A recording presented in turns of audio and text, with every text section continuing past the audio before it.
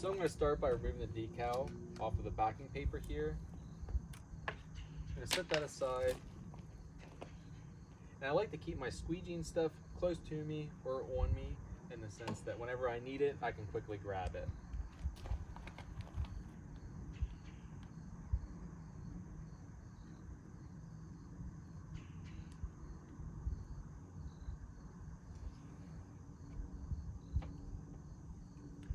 The vinyl we're using has repositionable adhesive and air release. So what makes it nice is that if we set this down and it's not perfect, we can simply pick up on this and lay that graphic back down to reposition if we need to.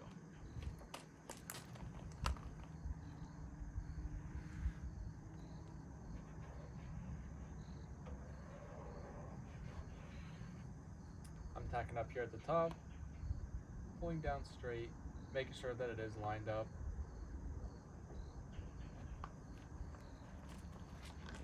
Once we have it stretched out in the general area, I'm just going to start from the center with the squeegee and press out towards the edges.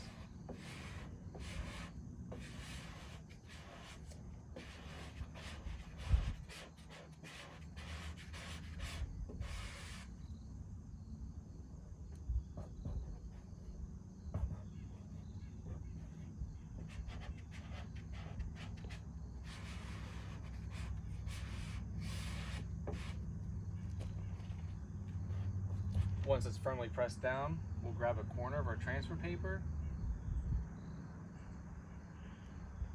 Once we have it started, we're going to want to take our transfer paper and lay it completely flat on itself.